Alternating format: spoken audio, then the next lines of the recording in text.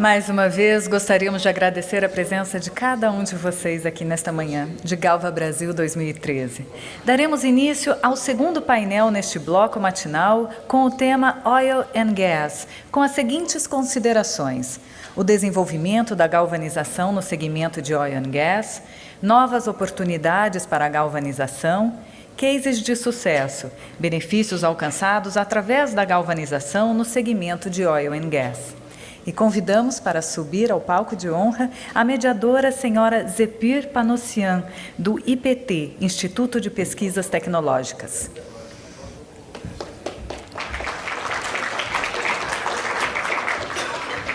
Zepir Panossian, bacharel em Física pela Universidade de São Paulo em 1975, graduação e licenciatura em Física pela Universidade de São Paulo em 1977 e doutorado em Físico-Química pela Universidade de São Paulo em 1981.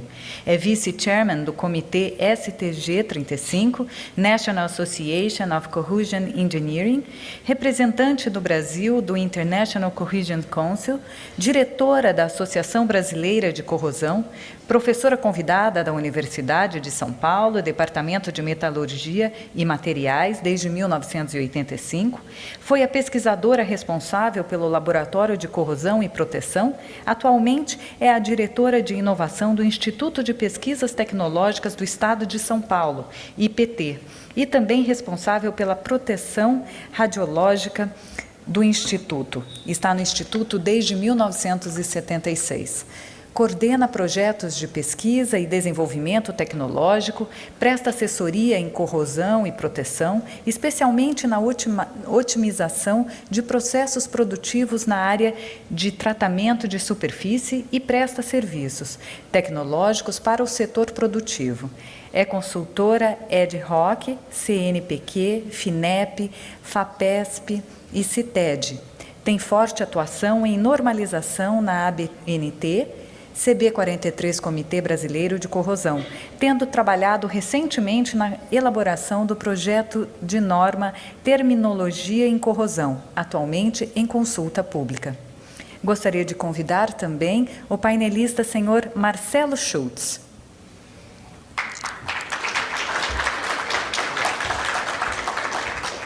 O senhor Eduardo Simões também estaria conosco, mas por motivo imprevisto não pôde estar. Okay? Então, neste momento, eu passo a palavra à mediadora senhora Zepir Panossian, que apresentará o painelista e também dará as regras do painel.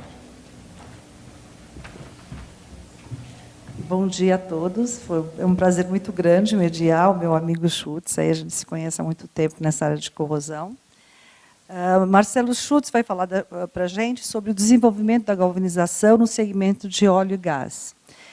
O Marcelo Schultz é engenheiro eletricista pela Universidade Veiga de Almeida, mestre em engenharia metalúrgica e de materiais pela Universidade Federal do Rio de Janeiro, COP, UFRJ, e é consultor técnico na área de corrosão e proteção catódica do Departamento de Exploração e Produção da Petrobras há 27 anos. Ele está na Petrobras há 27 anos. Então, eu passo a palavra para o Marcelo Schultz e desejo uma grande palestra.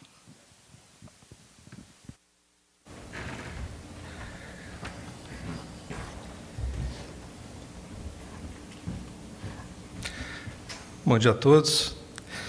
Inicialmente, eu gostaria de agradecer ao ICZ pelo convite e em honra em participar do segundo evento do Galva Brasil. Participei do primeiro, em 2011. Tive a oportunidade também de fazer uma apresentação sobre a Petrobras e agora falar um pouquinho sobre a Petrobras e sobre um pouquinho da galvanização e corrosão e perspectivas futuras na empresa. É uma honra estar aqui. E, inicialmente, eu vou apresentar, para quem não conhece, é claro que todo mundo conhece a Petrobras, mas acho importante a gente apresentar a empresa, principalmente segundo o panorama atual, né? Após o leilão de Libra segunda-feira, a Petrobras está ganhando aí uma um futuro, né, vai enfrentar um futuro desafiador, mas também muito promissor do ponto de vista da empresa, do ponto de vista do país, né? Então, a empresa é uma empresa integrada hoje de energia, né? Atua de maneira integrada na indústria de energia, nos segmentos de exploração e produção de óleo e gás, do qual o departamento faço parte, já trabalho nesse departamento há 10 anos. No refino, transporte e comercialização. No refino, fiquei já na refinaria inicialmente 17 anos. Distribuição de derivados, gás natural, petroquímica e energia elétrica, né? Então, esses segmentos são os segmentos que a Petrobras hoje atua, ou não totalmente, em parte totalmente, em parte como participadora, né? É a parte de biocombustíveis que é a parte mais nova da companhia. Bom, no panorama geral, composto por 300 subsidiárias, coligadas e controladas, que atuam no Brasil e no exterior. Existem reservas provadas no Brasil e no exterior, no critério SPED de 16 bilhões de barris de óleo equivalente. Produção média diária no Brasil e no exterior de 2,5 milhões de barris de óleo equivalente, né, com uma projeção futura que eu vou mostrar mais adiante, desafiadora. Plataformas em produção, 132 plataformas, 15 refinarias, 11 no Brasil e o restante no exterior. Produção média de derivados no Brasil e exterior de 2 milhões de barris de petróleo dia. Uma oferta total de gás natural no mercado brasileiro de 66 milhões de metros cúbicos por dia. Usinas termoelétricas, que é uma parte que a Petrobras entrou há algum tempo, são 15 termoelétricas, onde ela participa. Usina eólica, utilizando aí energia renovável, uma. Fábricas de fertilizantes temos 2, mas temos uma terceira em construção, se não me engano, no Mato Grosso. Postos de serviço, cerca de 8 mil postos de serviço da BR Distribuidora. E usinas de biodiesel, 3 próprias e participação em 2 unidades. Então, um espectro assim, de atuação no mercado bastante abrangente. E usinas de etanol, participação em 10 unidades, né? Então, a Petrobras ela é uma empresa hoje considerada uma empresa de energia, não é somente uma empresa de produção de óleo e gás, como foi o surgimento da Petrobras, né? E durante muitos anos nós atuamos somente nessa área, mas começamos a diversificar a atuação no mercado de uns anos para cá.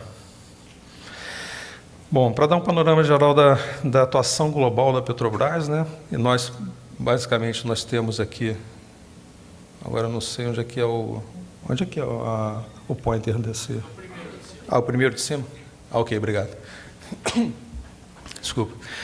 Basicamente, nós estamos aqui no país, onde nós concentramos as refinarias, as unidades de produção de óleo e gás na costa brasileira, mas também atuamos no Golfo do México, na costa oeste da África, e temos refinaria na Argentina, em Houston, nos Estados Unidos, aqui é Bahia Blanca, na Argentina, Houston, nos Estados Unidos, e no Japão, uma refinaria também em Okinawa, né?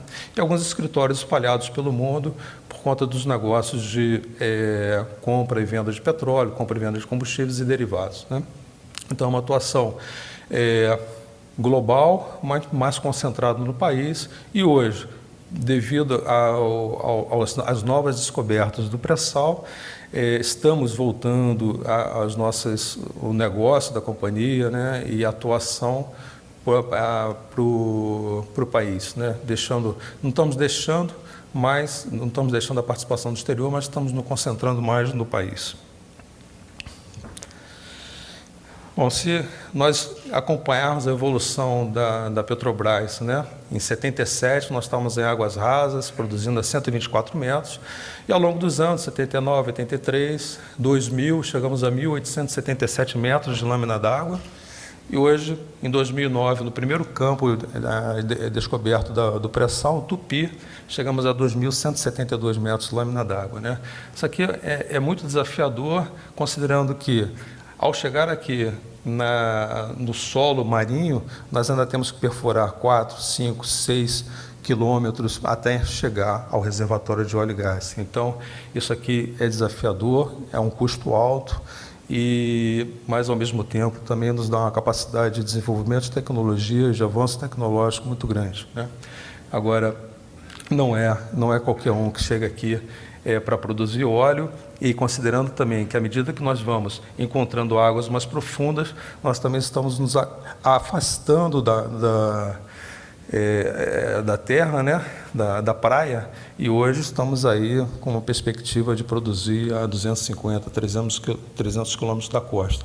Isso também envolve uma logística de suprimento de materiais, alimentos, deslocamento de pessoas, né, porque as pessoas trabalham em regime de turno e tem que ser, a cada 14 dias, elas retornam para casa, então isso aí envolve, né, uma logística considerável para manutenção da produção de óleo e gás no mar.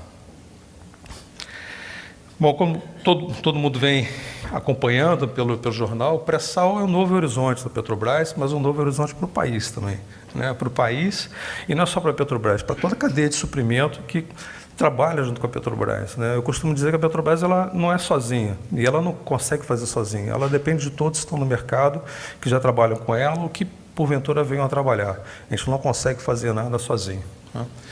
Essa descoberta de petróleo na camada do pré-sal é uma das mais importantes na história recente da indústria do petróleo mundial. Por isso que o Brasil ele vem aí na mídia por conta do surgimento dessa notícia do pré-sal há algum tempo, sendo aí um dos países mais promissores em termos de investimento e desenvolvimento dessa cadeia produtiva. O pré-sal é um conjunto, né, de rochas sedimentares ao longo da costa brasileira, indo aí de Florianópolis, de Santa Catarina até o Nordeste, até mais ou menos Sergipe, abaixo de uma extensa camada de sal, uma profundidade de 7.000 metros, né? Então, você tem o que a gente chama de pós-sal, a camada de sal e o pré-sal que está abaixo dessa camada, ou seja, nós temos que perfurar para buscar o óleo numa profundidade na crosta terrestre muito maior do que a gente vinha fazendo recentemente. É um óleo de alta qualidade, um óleo leve, baixa acidez e baixo teor de enxofre, isso para nós é muito bom, e para nossas refinarias, para nossas plataformas, ideal para produtos de alto valor agregado. As reservas estimadas, né, estão aí entre 10 a 16 bilhões de barris de óleo recuperável, apenas para a Petrobras. Existem as participações da Petrobras junto com outras empresas de petróleo que também vão dividir o ônus, nós também vamos dividir o bônus conosco, né? Então, para a Petrobras isso é bom, porque a gente entra com um aporte financeiro um pouco menor do que deveria se estivéssemos sozinhos. Uma geração de oportunidades de negócio, desenvolvimento da cadeia produtiva da indústria de bens e serviços, né, principalmente no Brasil, considerando que, por determinação do governo federal, há essa projeção de aumento do conteúdo local, ou seja, as empresas nacionais ou as empresas que vierem para o país para trabalhar conosco, elas deverão apresentar um conteúdo nacional cada vez maior. Então, isso é desafiador, porque as empresas vão precisar investir, mas, ao mesmo tempo, é uma possibilidade de geração de emprego, de geração de tecnologia local e colocar o país frente aos grandes países do primeiro mundo. Então, aqui não está incluído o Libra, né? Aqui estão os campos que já foram descobertos, as reservas já foram leiloadas, mas são reservas importantes do pré-sal, e algumas como Tupi, Lula, Iara, né? Tupi já está em produção, já temos hoje produção do pré-sal de 300 mil barris de óleo dia, e outras reservas cujos projetos já saíram não digo prancheta, que era no passado, mas já saíram no computador, já estão em execução, já foram contratados, os EPCistas já estão trabalhando para a construção das novas unidades nos estaleiros do país, no Rio Grande do Sul, no Nordeste e no Rio de Janeiro, e, eventualmente, se por conta de planejamento futuro e entrada em operação, talvez a gente tenha que fazer alguma coisa lá fora, o que não é ideal hoje, né? Mas por conta para cumprir o compromisso assumido de produção, né? Nós estamos tentando fazer tudo aqui dentro, eventualmente talvez tenhamos que fazer alguma coisa lá fora, ou parte lá fora, como já foi divulgado, e a complementação aqui no país. Então, essas reservas elas estão mais distantes do continente. Então, isso aqui requer um cuidado maior. E do ponto de vista de integridade, né? É uma questão que a gente vem batalhando há muitos anos e vem sofrendo com o problema de integridade com as nossas instalações existentes, né? Aqui, nesse cenário, nós precisaremos ter, né, um nível de integridade muito superior ao que nós temos hoje na Bacia de Campos, tanto para a unidade operacional da Bacia de Campos quanto da UOL Rio. Porque mais difícil será, né, fazer manutenção aqui, trocar material, pintar a estrutura, né, por conta, primeiro, do que a gente chama de POB, People on Board, quer dizer, nós temos limitação de vagas nas plataformas, né? Temos a possibilidade de botar lá um flotel, antigamente chamava-se flotel, um hotel flutuante onde você coloca 300, 400 pessoas e interliga esse flotel com a unidade de operação, que ela está parada para manutenção, e ali a gente consegue fazer um trabalho de 24 horas por dia, um pouco mais acelerado. Mas aqui vai ser mais difícil. Então, a preocupação com integridade, ela se faz presente muito forte aqui nessas novas unidades que irão trabalhar no pré-sal, pela logística e pela dificuldade de trabalho no mar. Bom, nas reservas provadas do Brasil e do exterior, eu já falei, são 16 bilhões de óleos equivalentes, óleo e condensado na faixa de 13 bilhões de barris, e gás natural na faixa de 2,6 bilhões de barris de óleo equivalente. Na produção média diária, né, de 2,5 milhões. Poços produtores, nós temos aí de óleo e gás na faixa de 15.087 poços produtores, né, considerando os poços marítimos e terrestres, sendo que os terrestres hoje já estão numa faixa mais madura, produzindo mais água do que óleo, mas mesmo assim nós mantemos em operação as unidades basicamente terrestres, que são da Bahia para cima, Bahia, Sergipe, Alagoas, Rio Grande do Norte e Ceará, e temos também uma unidade em crescimento, que é a nossa unidade de Urucu, no Amazonas, que foi assim, para mim, foi um desafio vencido e que eu acho que enobrece a todos nós, porque produzir óleo no interior da floresta amazônica é algo que eu acho que a gente não consegue imaginar. Só quem foi lá ver realmente Urucu, e visitar Urucu e ver como é que é a produção de Urucu, pode ter esse sentimento, porque você tem que pegar uma aeronave em Manaus, voar 1h30 num ATR-42, que voa mais ou menos uns 400 km por hora. Durante 1h30 você sai de Manaus e chega à nossa base de Urucu. Então, imagina a logística para manter essa unidade em operação, e é uma unidade que está em crescimento, com aumento da produção e com a possibilidade de entrada de novos poços, né? Plataformas em operação são 132, quer dizer, nesse cenário do pré-sal, nós temos aí, eu não sei quantificar, mas com certeza deveremos chegar perto da faixa de 180 plataformas, né? Plataformas novas, plataformas de tempo médio, plataformas antigas, todas elas, né, com algum problema de manutenção, com algum problema de corrosão, com algum problema de integridade, sendo que as novas a gente vem procurado aprender e melhorar, né, os nossos projetos, mas mesmo assim, né, tem coisas que fogem da nossa alçada e a gente não consegue ainda implementar soluções, ou porque elas não existem, porque são muito caras, que podem dar uma vida útil para a unidade por mais de 25 anos, seria o tempo previsto para a operação da unidade.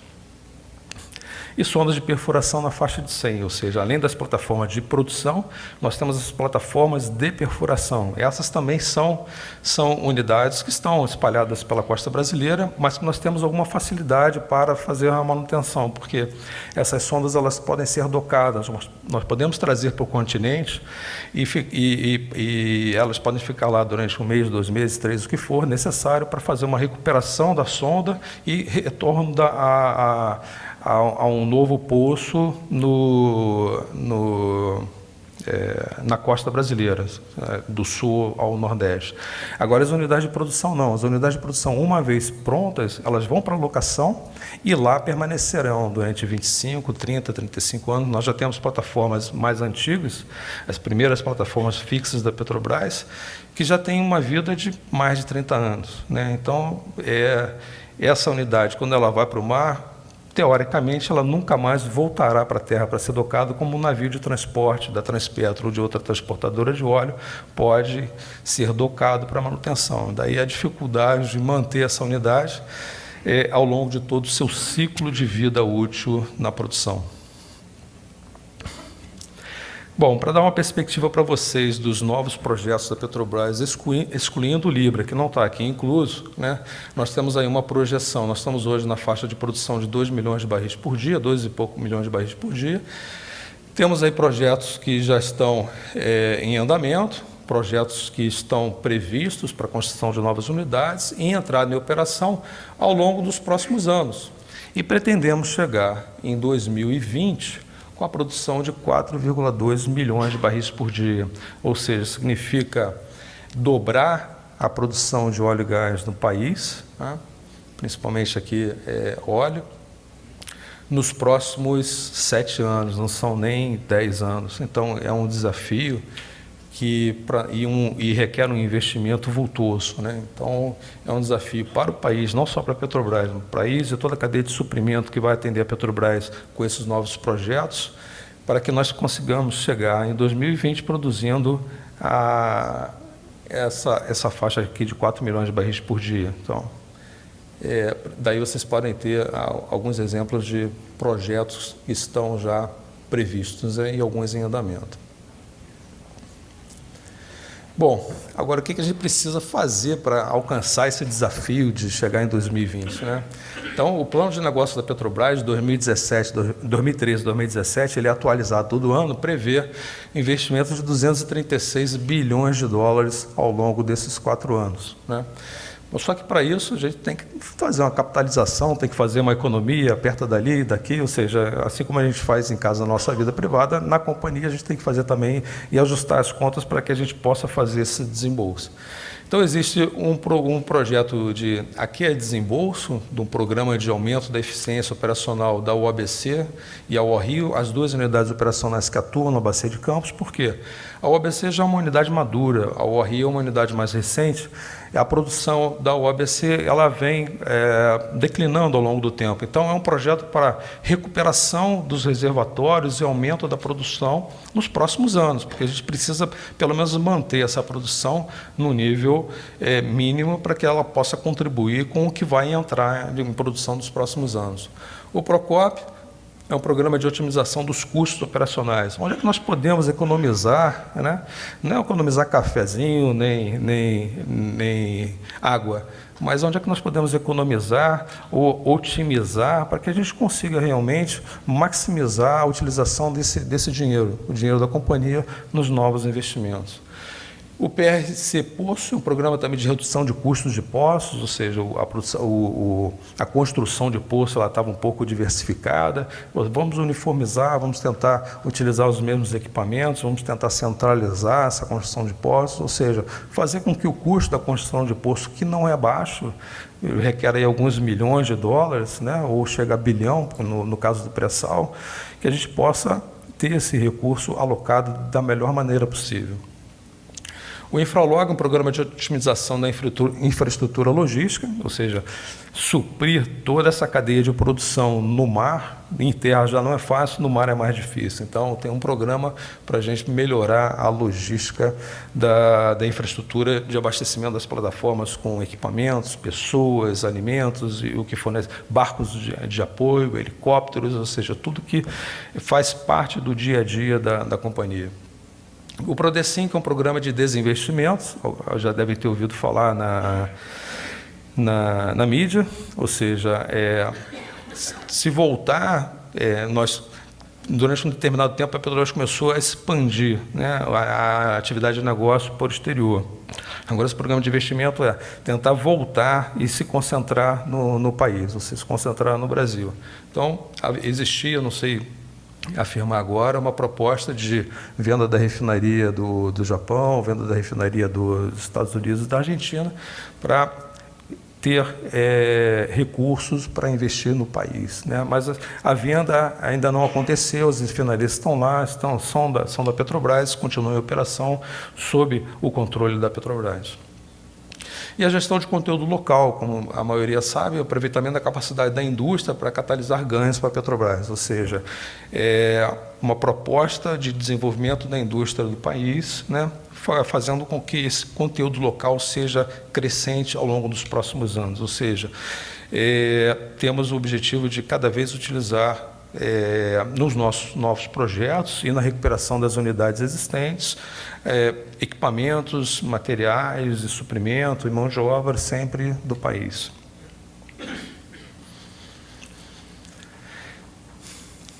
Bom, desse período de 2013 a 2017, ano que vem vai sair 2014, 2018, né, esse bolo aqui de 236 bilhões de dólares, ele é dividido pelos departamentos da companhia, né? Então, o AIP, que é a exploração e produção, por conta do seu custo inerente à perfuração, construção de poços, construção de novas unidades, plataformas FPSOs, realmente ele fica com uma parcela maior de 62,3%, ou seja, 147 bilhões de dólares serão investidos no AIP, 27 bilhões de dólares aqui no abastecimento, que é a área de negócios das refinarias, depois 4,2% gás e energia, e aí temos as menores parcelas para a área internacional, onde nós temos aí atuação tanto em refinaria quanto em produção no mar, a exemplo de Chinook Cascade no Golfo do México e perfurações também em produção na costa oeste da África,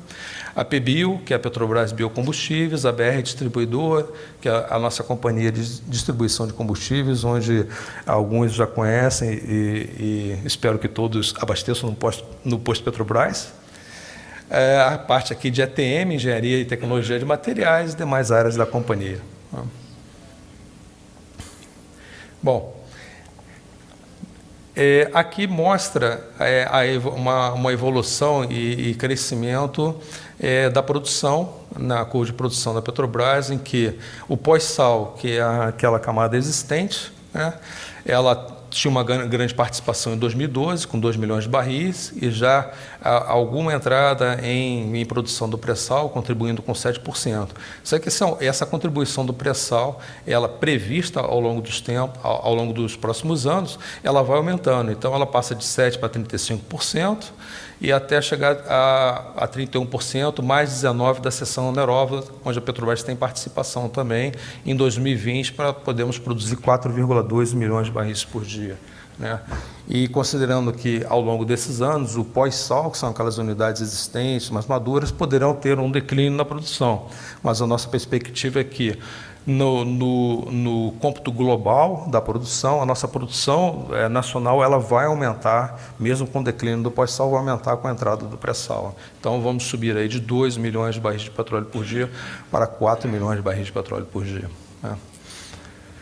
Então, aqui nós temos a produção do pós-sal, hoje na faixa aí de 2 milhões de barris, né? Aqui em 2013, com alguma contribuição do pré-sal.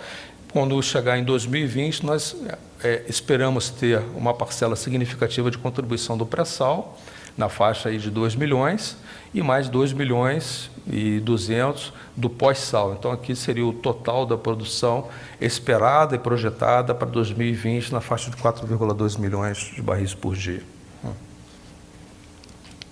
Bom, como nós estamos no evento da galvanização, vou falar um pouquinho, alguma besteira eu fiz aqui. Falar um pouquinho também da galvanização na Petrobras, né? Utilização do zinco. Bom, como eu falei para vocês, o grande objetivo nas nossas unidades é a integridade estrutural, seja em terra, seja no mar, não importa. Nós temos que manter e melhorar essa integridade estrutural das nossas unidades, né?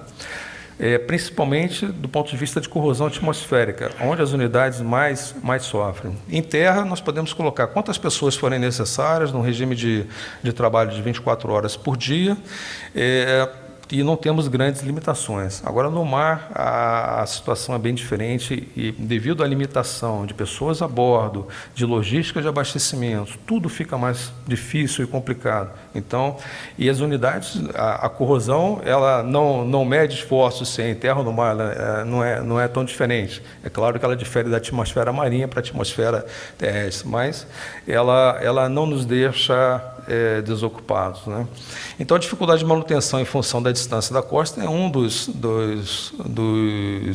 uma das situações que requer que a gente venha a pensar em soluções que sejam mais resistentes, que sejam promissoras do ponto de vista de que a unidade, no seu ciclo operacional de vida, de 25 anos, no mínimo, nós tenhamos que fazer o menor número de manutenções possível e de reparos também.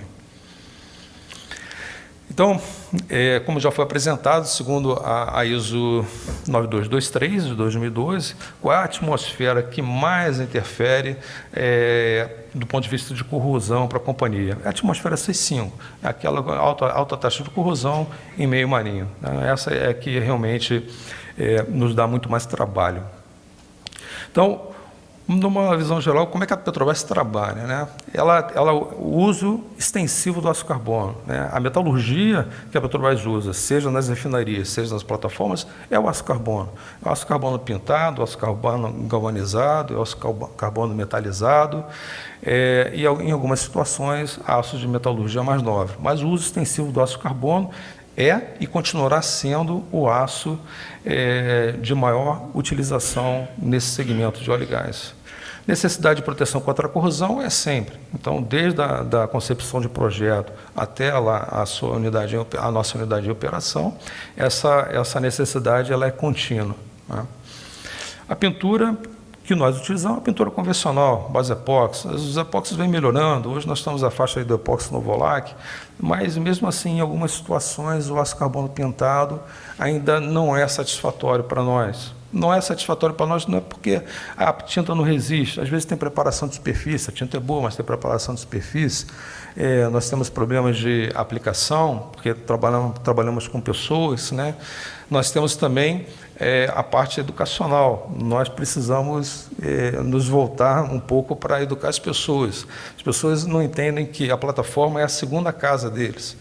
As pessoas embarcam, ficam 14 dias embarcadas. Aquilo ali é uma unidade industrial, só que ele vai para lá e mora durante 14 dias, né? Então, a gente precisa investir também, eu já disse na companhia, posso ser voto vencido, mas educação tanto do pessoal próprio, Petrobras, quanto do pessoal empreiteiro. Eu não faço distinção, porque as pessoas não têm cuidado, né? Esbarram, riscam e não têm cuidado com o patrimônio, né? Não é um patrimônio da companhia, eu não considero assim, é um patrimônio de nós todos. Então, a possibilidade do uso do zinco, né, de revestimentos à base de zinco, ele passa pela galvanização, ele passa pela termoaspersão com zinco, e ele passa também com tintas ricas em zinco, que são muito resistentes, nós aplicamos no passado com uma eficiência muito alta. Então, o zinco aqui, ele entra, né, nessas três formas de proteção anticorrosiva, né, em que nós podemos, né, eu acho que tem espaço para todos e nós podemos utilizar as três com um desempenho muito alto. Se nós pensarmos na proteção com zinco, existe a proteção por barreira e a proteção galvânica. No passado aí existiu, né, o lançamento da liga Galfão, que é zinco mais 5% de alumínio, e o Galvalume, zinco mais 55% de alumínio e mais 1,6% de silício. Isso foi uma evolução, né, uma evolução que para nós, do ponto de vista de corrosão, é muito importante. Se nós pensarmos também do ponto de vista eletroquímico, né, na área de corrosão, puxando para a nossa área que trabalhamos, nós temos aí, se nós considerarmos o potencial de redução do zinco em meio aquoso, 25 graus Celsius no ATM, né, um potencial padrão em relação à semicélula eletrodo de hidrogênio, menos 0,76 volts, seria o potencial de eletrodo do zinco, né. Se nós considerarmos o potencial eletroquímico do ácido carbono, nós temos aí menos 0,1 0,44 volts eletrodo de hidrogênio, ou seja, há uma diferença de potencial aqui de 0,32 volts, ou seja, o zinco, como ele tem um potencial mais anótico que o ferro, ele vai atuar numa necessidade como uma proteção inicialmente por barreira e uma proteção galvânica por essa diferença de potencial eletroquímico. Então, se nós considerarmos uma chapa de aço com seu potencial de eletrodo, né, considerando a presença de um eletrólito, uma camada de zinco, né, seja pela galvanização, seja pela termoaspersão ou pela pintura, mas teríamos aí uma diferença de potencial que, no caso de uma falha, haverá uma proteção temporária aqui. Mas podemos complementar essa proteção também, né, com os já chamados sistemas duplex, ou seja, além da camada de zinco aplicada, nós temos aí uma proteção, além dessa, que seria a proteção por pintura, ou seja, com uma pintura eficiente, esse sistema aqui conferiria para nós uma proteção com uma longevidade maior do que a gente tem hoje, somente utilizando pintura. Se nós passarmos agora, eu botei moderna, mas é uma moderna que já tem há mais de 10 anos, né? Considerarmos aí agora a utilização do magnésio, já com potencial mais baixo, mais anótico, de menos 2,37 volts eletrodo de hidrogênio, o alumínio com menos 1,66 volts eletrodo de hidrogênio, o zinco com menos 0,76, como apresentado, e o substrato metálico, que é o nosso equipamento, a nossa estrutura, com 0,44, nós temos aqui, segundo já foi desenvolvido, uma liga ternária de zinco, alumínio e magnésio, né? Então, esses dois contribuindo aqui com uma atividade na proteção durante um determinado tempo. Então, voltando aqui, nós teríamos o aço carbono, o zinco, né, uma participação aqui do alumínio, uma participação do magnésio. Então, essa mistura aqui vai nos dar um potencial de proteção, que eu não sei te dizer agora qual é, em função do seu percentual em peso na liga, mas com certeza será um potencial próximo do zinco, um pouquinho mais baixo que o zinco, para conferir uma proteção para o aço carbono. E conferindo aí uma proteção complementar ao uso da pintura. Então, isso aqui, né, já é um avanço no sistema de proteção de um aço carbono, que é a liga que nós continuaremos utilizando nos próximos anos nos projetos do pré-sal. Se nós pensarmos na galvanização, existe uma diretriz de projeto da Petrobras, Exploração e Produção, é uma diretriz de projeto com esse título, né, DR NGP 1.1, revisão 7. Né? E o título dessa diretriz é Piping Standard and Material for Oil Production Process Facilities. Né? É o nome da diretriz. Por que em inglês? Porque os nossos EPCistas, alguns são estrangeiros, então nós temos que ter a versão português, mas a versão em inglês para trabalharmos com empresas, pessoas que vêm de fora para trabalhar conosco. Tá? Nessa diretriz já tem lá a STM A123, né, o Standard Specification for Zinc, Hot Dip Galvanized, Coatings on Iron and Steel Products. Ou seja, a STM ela já está inserida dentro da nossa diretriz de projeto do EIP, né, que é uma base de documentos utilizada em novos projetos da companhia. E dentro da diretriz tem lá que para pipes, connections and fittings shall be galvanized according to ASTM A123 after fabrication of the pipe spool. Ou seja, já há uma definição para as diversas especificações de diâmetro e classe de pressão que, após a fabricação do spool, ele deve ser galvanizado. Então, isso, para nós aqui no evento de galvanização, mostra que a galvanização hoje ela já faz parte da especificação técnica da Petrobras para projetos que já estão em andamento e projetos que virão principalmente do pré-sal. Isso já é uma realidade já há alguns anos, mas eu acho que a gente precisa buscar melhorias nesse processo.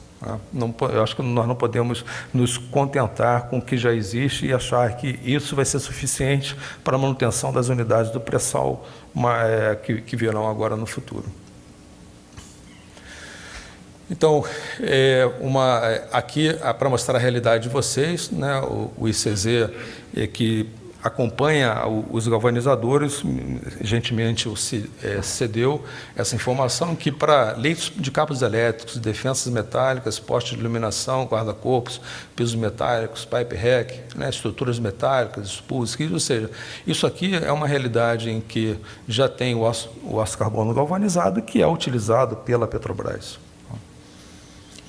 Mas eu acho que a gente não pode se ater somente a isso. Eu acho que existem desafios, existem oportunidades que, ao conversar com os galvanizadores conversarem conosco, eu acho que nós encontraremos alguma coisa a mais que pode ser feito nessa área. Então, casos de sucesso, aqui em Pipe Rack na companhia, aqui lá na RLAN, né, há uma substituição de uma estrutura em aço carbono pintada, antiga, por uma estrutura nova, galvanizada. Quanto tempo isso vai... Me deram um pouquinho mais, mas já estou ultrapassando o tempo. Quanto tempo isso vai durar? Vai durar uma eternidade, né? Tenho certeza que sim. Aqui, spools galvanizados, utilizados onde? Em unidades marítimas de produção, né? E já no mar. Agora, a gente tem que pensar o seguinte, uma unidade marítima dessa hoje, e ela é muito maior do que a que foi construída há 30 anos. São unidades marítimas para produção de 150 a 180 mil barris de petróleo dia. Isso é uma enormidade de óleo e uma enormidade de gás também que vem associado a esse óleo que nós temos que separar numa unidade dessa para bombear para a terra ou então armazenar num FPSO, que é um navio de produção. Então, quais são os desafios hoje que eu vejo para a área de proteção anticorrosiva, em que a galvanização ela está inclusa? Não vou pensar só nas unidades marítimas de produção do pré-sal, eu acho que a gente não pode pensar só nisso. Eu trabalhei aqui nessa unidade durante 17 anos, que é a refinaria do Rio de Janeiro, a Reduc, né? A refinaria é um complexo, né? É um complexo de unidades de processamento de óleo e de lubrificantes, combustíveis e lubrificantes, mais um parque de armazenamento de 350 tanques de diferentes dimensões.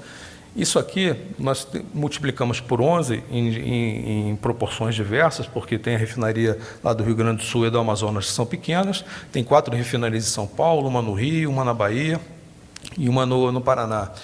Então, isso aqui, em termos de proteção anticorrosiva, também é um cenário que é uma refinaria de mais de 30 anos. É um cenário que tem que ser pensado também pelas pessoas que estão trabalhando com proteção anticorrosiva, porque tem diversos problemas aqui que até hoje não foram resolvidos, ou que precisam ser, pelo menos, minimizados. O problema precisa ser minimizado. Então, há essa oportunidade também das unidades existentes para essa área de proteção anticorrosiva, principalmente a galvanização.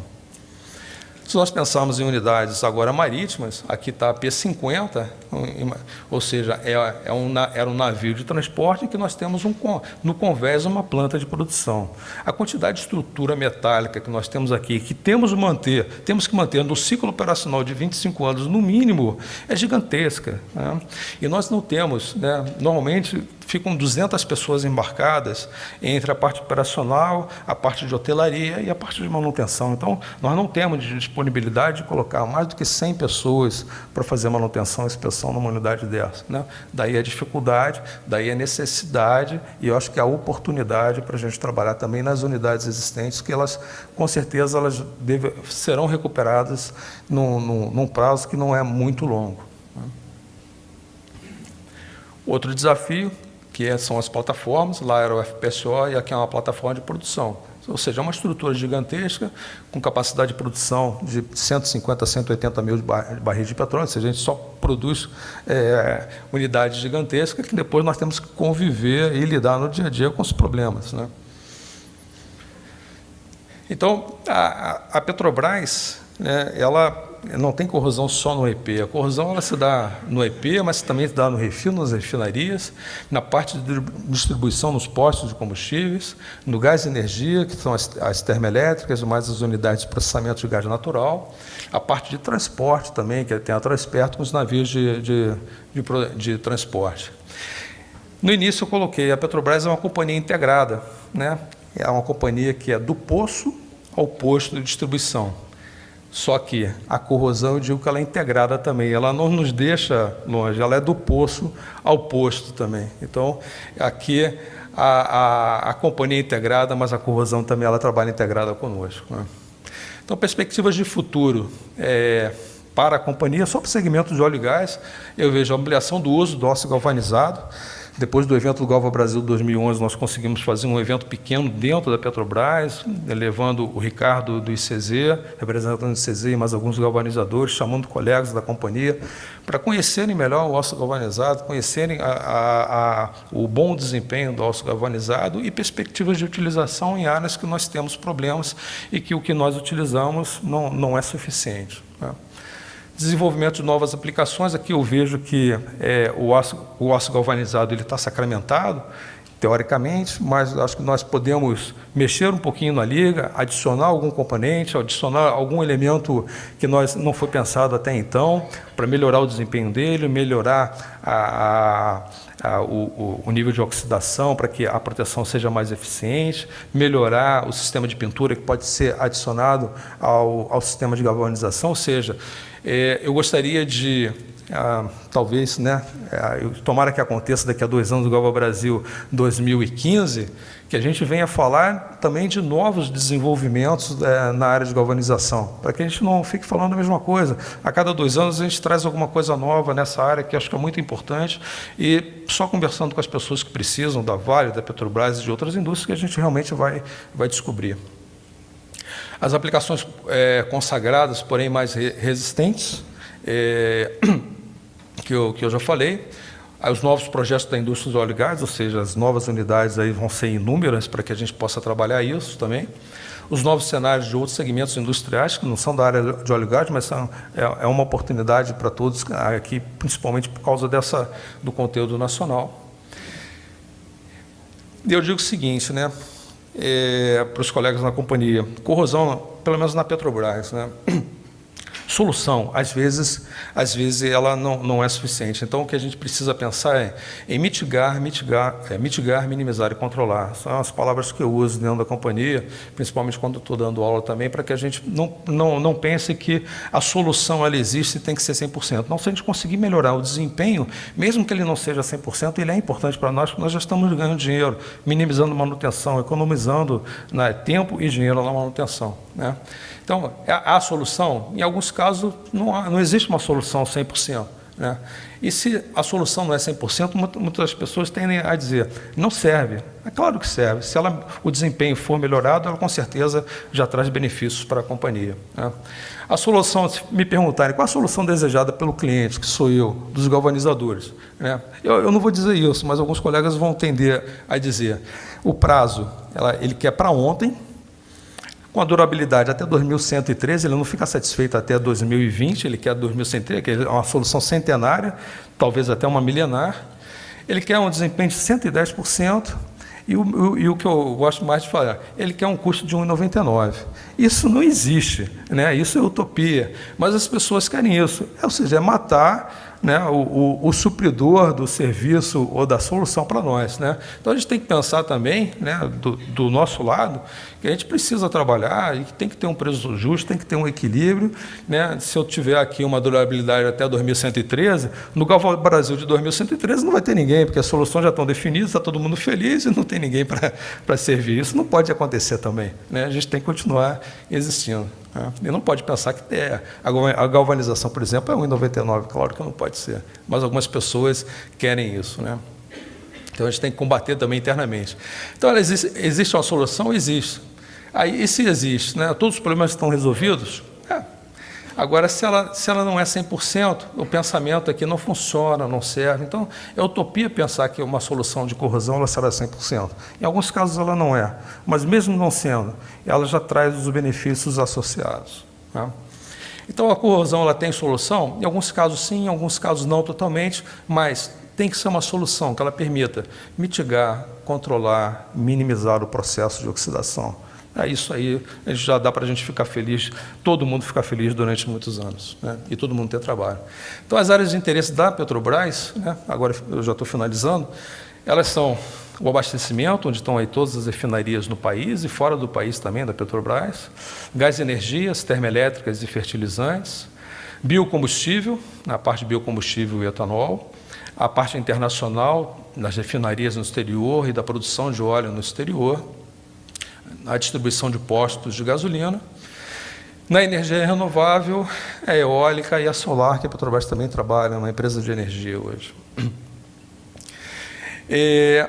Aí vou fazer uma propaganda aqui rápida, né, porque eu vejo o seguinte: existe o evento Galva Brasil, mas será que o ICZ, os galvanizadores, estão participando de outros projetos que também são importantes para eles divulgarem o nome deles e a tecnologia deles? Então eu coloquei aqui como lembrete, né? Existem congressos tradicionais, como o da Abraco, a Associação Brasileira de Corrosão, o COTEC, o Intercor. Eu não me recordo de ter visto algum galvanizador ou ICZ presente, né? Isso é uma sugestão, eu acho importante chegar lá e divulgar, de repente botar um stand, apresentar um trabalho. Existe a Abraman, que é a Associação Brasileira de Manutenção, que também trabalha, corrosão e manutenção trabalham juntas nas unidades. Existe o Rio Pipeline, que aconteceu agora recentemente, em setembro, só sobre dutos, né, foi no Rio de Janeiro, todo ano ímpar, né, lá no Rio de Janeiro. A OTC, a versão Brasil e Estados Unidos, que é a Offshore Technology Conference, que também, né, é desse segmento óleo e gás. O Corrosion danês, que ocorre todo o primeiro semestre nos Estados Unidos, também é um evento muito importante para a área de corrosão e proteção anticorrosiva. O Eurocor, que é organizado pela European Federation of Corrosion, todo ano no segundo semestre na Europa. Esse ano foi em Portugal, ano passado foi na Turquia, varia de país para país, mas é um evento que congrega aí os pesquisadores e profissionais da área. O International Pipeline Conference, em Calgary, todo ano par, então ano que vem vai acontecer todo ano em Calgary, todo ano par em Calgary, e aqui todo ano ímpar no Rio de Janeiro, que é um congresso só sobre dutos e gasodutos, né? Que eu acho também importante. Nesse segmento a gente também pode usar alguma coisa galvanizada, um suporte de duto, ou uma abraçadeira, não sei, acho que tem várias oportunidades aí. Então, eu coloquei isso aqui, eu fiz uma revisão ontem à noite, depois de ter tomado um excelente vinho na nossa confraternização, eu lembrei desses, mas com certeza existem outros que eu não me lembrei, mas são esses aqui, onde a Petrobras normalmente envia vários participantes, onde há a oportunidade de conhecer outros colegas da empresa que trabalham em outras unidades e em outros segmentos. Bom, então finalizando. Eu coloquei o óleo baratinho e o extraterrestre, porque eu já tinha numa apresentação e coloquei ontem à noite, né? Todo mundo deve ter visto esse filme, todo mundo, ou talvez alguns, né? E eu gosto de colocar porque se a população for dizimada do nosso planeta, a corrosão ela vai continuar acontecendo, como nós estávamos conversando ontem no almoço, né, Polônia? Né? A corrosão ela não escolhe a engenharia, né? É um fenômeno da natureza, ela não escolhe se é engenharia química, elétrica, metalúrgica, mecânica para resolver. Na realidade, você tem que congrega vários conhecimentos ali. Então, o óleo, a população foi dizimada, o óleo ficou lá o quê? Arrumando o empacotamento do aço que nós deixamos aí largado e que continuou oxidando, porque existe umidade e existe oxigênio, né? E aí tem lá o óleo, o fantasminha e a baratinha. Eu gostei disso porque a corrosão, estejamos aqui ou não, ela vai continuar, né? Então, e em muitos casos não terá uma solução com desempenho de 100%. Então, numa reflexão muito pequenininha aqui do Schultz, né, eu acho o seguinte: primeiro, eu já tinha isso, né? A felicidade que eu tive é que o Luciano também falou na apresentação dele ontem sobre educação, e eu continuo acreditando que a educação, tanto nas escolas, universidades, mas como dentro da companhia, como a Petrobras também faz o treinamento do seu pessoal, uma área que a gente precisa investir para que nós tenhamos profissionais cada vez mais bem preparados para trabalhar no nosso segmento industrial.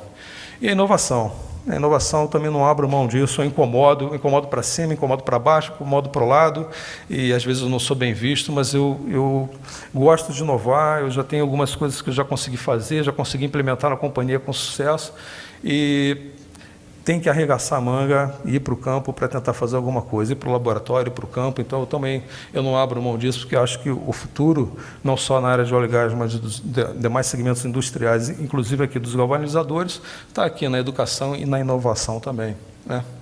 Então, na minha visão, de quem é esse desafio, o desafio futuro, não é só do pré-sal, o desafio futuro do país, de todas as companhias que estão aqui congregadas no Galva Brasil, né? Uma opinião bem simplória, né? A minha opinião é de que o desafio é nosso, é nosso, e eu acho que a gente não pode abrir mão disso. Eu gostaria de agradecer a todos pela oportunidade, pelo Galva Brasil, pelo convite do Ricardo, desejar felicidade e sucesso a todos presentes e aos demais que trabalham com vocês. Muito obrigado.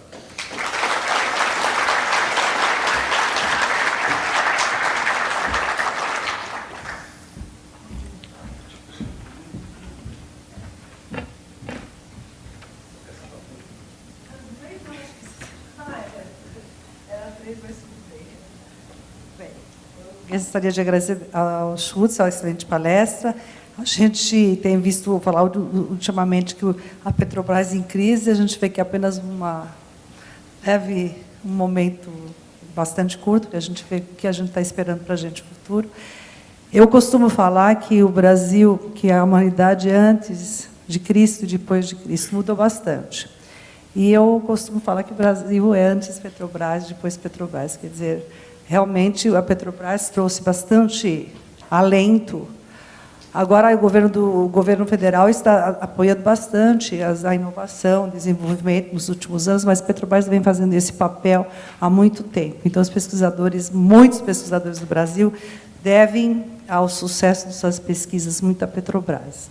Então, agradeço isso, desejo realmente que a Petrobras suba e consiga vencer todos os desafios que nós estaremos no vácuo da Petrobras como brasileiros. Eu gostei muito da palestra, obviamente, né? Gosto da corrosão, e eu vou só complementar o que o Schutz falou, que a corrosão está presente em todo lugar, e todo corrosionista é corroído, porque a gente fica com tanta paixão, que parece que corrói a alma. Eu conheço os pesquisadores que trabalham com corrosão, são apaixonados. Então, acho que a gente tem um bichinho nessa palavra, que come os metais, mas também faz com que a gente se apaixone e queira realmente vencê-lo. Bom, então, eu vou abrir as perguntas. Eu já tenho 2 perguntas colocadas aqui. E vou começar pela pergunta do Alberto Ney, da CSN. Onde está o Alberto? Oi, Alberto. Ele pergunta o seguinte: atualmente, qual é o uso do material galvanizado na Petrobras? Qual é a perspectiva para o seu futuro? Essa é a pergunta. É do Galvalume aqui? Obrigada, desculpa. É Galvalume, é porque vocês produzem Galvalume. Qual é o uso do material Galvalume para a Petrobras? Galvalume é aquela com 55%, né? De alumínio. Tá. Eu coloquei o Galvalume, né, o Galfan, o Galvalume e a liga ternária como uma evolução do processo de galvanização. Infelizmente, eu não tenho como te dizer qual é o percentual de utilização do Galvalume na Petrobras. Eu posso dizer que o processo de galvanização ele está na diretriz de projeto da Petrobras, como eu mostrei, mas lá não especifica se é o Galfan, o Galvalume ou a liga ternária, né? Eu procurei e não achei uma definição, simplesmente galvanizado, entendeu? E assim como foi mostrado ontem o Neco, né? O seu Neco da Sherwin Williams, que das normas Petrobras de pintura sobre uma superfície galvanizada. Agora, o galvanizado, como mostrei, já é uma realidade, já está na norma Petrobras, está na diretriz de projeto do RP. Eu só acho que existem outras oportunidades. Eu acho que ali na diretriz ainda é muito sucinto o uso do galvanizado. Eu acho que ele pode aumentar, tem oportunidade para isso. Agora, o que eu estava muito preocupado com a apresentação, até porque eu aumentei a apresentação por conta do colega que não pôde vir e coloquei outras coisas, como botei agora no final de uma outra apresentação que eu já tinha. Primeiro, para atender a expectativa de quem veio, né, é uma preocupação minha. Segundo, é para dizer também que a Petrobras ela não está de portas fechadas, né? Você me faz essa pergunta hoje, eu não sei responder. Agora, com certeza, talvez tenha outro colega da empresa que pode responder, mas eu queria dizer para todos vocês que a Petrobras, mesmo uma empresa do tamanho que é, né, do porte e dos segmentos que ela trabalha, ela não está nunca de portas fechadas, pelo contrário, ela está sempre de portas abertas, né? Batam na porta da Petrobras, tentem encontrar as pessoas que queiram fazer alguma coisa, que estejam empenhadas em desenvolver, em trabalhar com vocês, porque as oportunidades com certeza surgirão. Eu tive a felicidade de ter o Ricardo e alguns galvanizadores num evento pequeno e simplório que nós fizemos lá, mas já teve alguma repercussão. Agora nós faremos no final do ano uma reunião cujo Ricardo já está convidado, a Adriana do IPT e a colega da Ioton também está convidada, a Rosileia, para participar. Ou seja, eu tenho também uma preocupação de convidar sempre alguém de fora para mostrar, a Petrobras está aberta, venha mostrar sua tecnologia, venha mostrar sua evolução, venha mostrar seu desenvolvimento, para que a gente possa conhecer, né? Até então, para mim, o processo de galvanização era galvanizar, simplesmente galvanizar. Mas quais são as preocupações no processo de galvanização que existe? Quais são as empresas de galvanização que existem no mercado brasileiro? Eu não sei. Até hoje eu não sei. Poucas eu sei por nome. Mas por quê? Talvez porque, não sei se é medo, receio de ver a Petrobras ou outra empresa, mas procurem. Eu acho que as empresas têm que se juntar ao ICZ, dar os braços e se unirem para que a gente possa melhorar e aumentar, porque eu acho que espaço tem. Agora, desculpa não saber responder a sua pergunta sobre o uso especificamente do galvalume, porque na nossa especificação está somente galvanizado. Ok, obrigada. Agora uma pergunta da Adriana, do IPT, Adriana de Araújo. Você pode comentar sobre as estruturas de concreto? Qual é assim, a dimensão de estruturas de concreto que a gente tem na orla marítima, seja nos piers, ou não sei se nunca foi para uma plataforma, acho que a Adriana também nunca foi. Qual é a extensão das plataformas de concreto? E a pergunta vem porque no exterior se usa bastante armaduras galvanizadas. Aqui no Brasil nós temos 1 ou 2 exemplos no máximo. Eu acho que se tiver mais algum, eu desconheço. Se fala muito pouco em usar o galvanizado como armadura de concreto. Então, qual é a perspectiva nessa área, na área de construção civil? Nas nossas unidades marítimas, as nossas unidades marítimas são em aço, pintado, com algumas partes galvanizadas, algumas partes em aço de metalurgia mais nobre. Nós temos poucas plataformas em concreto que estão lá na costa do Rio Grande do Norte e que nunca mais nós construímos plataformas em concreto. Foram construídas em concreto por causa do cenário da época e porque a água é rasa. É muito rasa, acho que são 20 metros de lâmina d'água lá na costa do Rio Grande do Norte. Então, nós temos plataformas antigas em concreto. De lá para cá, não temos mais nenhuma. E a utilização também do concreto em unidades marítimas, ela também foi reduzida, o concreto como fireproof, né? Pier. Hã? Pier. Estou na parte marítima, né? Então, hoje, com o surgimento das tintas intumescentes, essa parte de concreto ela vem sendo reduzida também, né? Em pier, nós temos as nossas unidades de atracação de navios da Transpetro. Aí sim, eu acho importante o uso do aço galvanizado. Nós não temos no mercado brasileiro tradição de utilização do aço galvanizado. Nas nossas refinarias antigas e nas novas que estão sendo construídas, como a planta petroquímica, né, o complexo petroquímico do Comperj, no Rio de Janeiro, a refinaria do Nordeste, a RNEST em Recife, e as que virão lá no Nordeste, no Maranhão e no Ceará, com certeza elas utilizarão o vergalhão sem ser galvanizado. Eu estava discutindo ontem, poxa, por que o Brasil não usa o vergalhão galvanizado e uma empresa brasileira vende o vergalhão galvanizado e galvanizado revestido no exterior, né? Porque qual é o interesse ou não interesse em utilizar um vergalhão galvanizado? Se, do ponto de vista de proteção de corrosiva e desempenho da estrutura de concreto armado, vai ser muito superior. Nós não temos uma normalização, nós não temos uma diretriz para uso do aço. E talvez não haja interesse também no uso. Agora, eu acho que a gente tem que forçar, né, e conversar com a Petrobras para que nessas novas construções a gente coloque na diretriz de projeto o vergalhão galvanizado, né? Eu acho que ainda não é uma realidade, mas tem tudo para ser uma realidade, porque uma vez que a gente consiga convencer as pessoas da Petrobras que o uso do aço galvanizado, no caso em estrutura de concreto, ele vai ser benéfico para a companhia no sentido de desempenho, menor manutenção, menor número de problemas. Eu acho que a gente vai conseguir alavancar, né, o uso, talvez, na construção civil, na construção de pontes, viadutos e até de estruturas residenciais. Exatamente. Acho que no Brasil a gente tem um pouco de... Eu não sei o que é. É difícil de introduzir essas coisas novas, né? E a questão, por exemplo, do galvanizado pintado, também no Brasil as pessoas acham que conhecem tudo. E, no entanto, a gente vai em um monte de lugares, conhece um monte de estruturas, quem trabalha com corrosão já viu descascando tintas, a tinta descascando por completo, por não saber aplicar direito.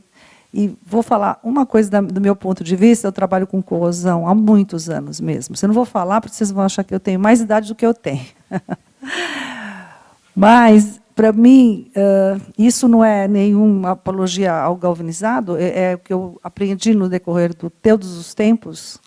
Eu passei por fases em que o galvanizado queria ser substituído por outra coisa, então vieram um monte de coisas novas, voltaram para trás, porque o galvanizado ainda continuou sendo melhor. Eu acho que para o aço carbono não existe de jeito nenhum melhor proteção do que o sistema dúplex, galvanizado mais pintura. Isso é indiscutível. Quer dizer, qualquer pessoa que tenha trabalhado com corrosão e tenha vivenciado a corrosão como pesquisadora ou como usuário, é de longe. Se pintar direito, o galvanizado não tem nenhuma tinta que supere. Claro que não, porque se galvanizado dura X anos e o pintado sozinho dura Y, X mais Y, a durabilidade do galvanizado pintado é maior do que X mais Y. Então, tem um efeito sinergístico. Só dois itens que eu gostaria de acrescentar, que eu lembrei agora. Uma coisa que tradicionalmente usa-se no exterior, que é, por exemplo, a estrutura não é galvanizada, mas ela tem proteção catódica. No Brasil também é outro paradigma. A gente não usa proteção catódica em estruturas de concreto armado, em pontes, viadutos, que já é uma realidade no exterior, na Europa e na América do Norte, né? E uma outra coisa que aconteceu recentemente, talvez alguns tenham visto na mídia, aconteceu um acidente no Rio de Janeiro, um viaduto de Del Castillo, em que ele cruza uma passarela da linha do trem, e um rapaz de 18 anos foi atingido por um bloco de concreto que se desprendeu do viaduto por conta da corrosão da armadura de aço.